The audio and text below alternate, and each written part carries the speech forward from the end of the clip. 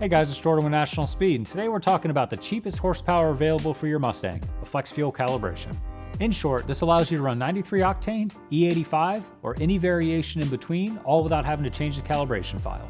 In the past, if you wanted to take advantage of the benefits with the E85, but still wanted to run 93 octane when needed, it was a bit of a process. First, you needed a separate calibration file for each, which required changing the calibration file every time you changed your fuel. Running your fuel level down as low as possible for each change, or draining and refilling, in addition to sampling your fuel's ethanol content to make sure your calibration doesn't require adjustment. So as you can imagine, this isn't exactly a set it and forget it type of process, but flex fuel solves this problem. It does this by essentially blending your 93 octane and E85 calibrations together so that it knows what to do at either end of the spectrum or anywhere in between. But you might be wondering, how does the ECU even know what the ethanol content is of your fuel? Well, there are different ways to go at this, but since we're talking about Mustangs specifically in this video, we'll stick with the method used here. And that method is called inferred flex fuel.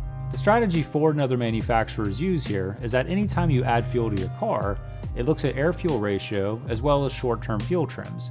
And these are calculated based on data reported by your oxygen sensors. Now, depending on what the ECU sees at this time, it's smart enough to infer what the ethanol content of your fuel is and make real-time adjustments to the calibration strategy in response. Ford included this feature with many late model cars that came factory equipped with flex fuel but never Mustang. But here's the crazy thing that makes this all possible. While Mustang was never equipped with flex fuel, all that functionality is still in the ECU, it's just inactive.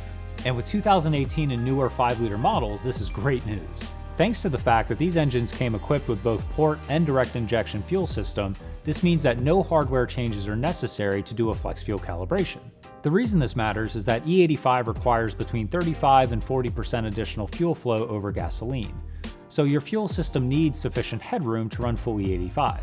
And with both port and direct injection, 2018 and newer 5-liter models do have this sufficient headroom to run full E85 in naturally aspirated form.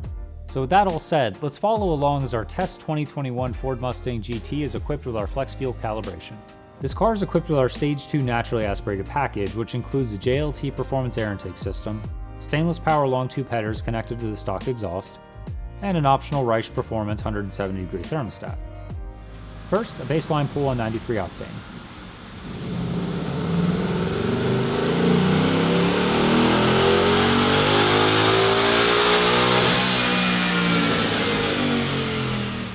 Alright, looks like 465 wheel horsepower and 423 pound-feet of torque.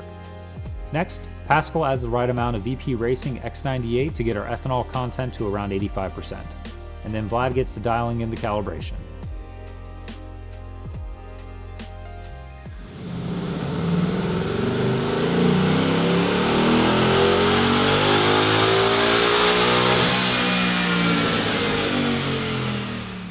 Alright, there you have it, 492 wheel horsepower and 443 pound-feet of torque.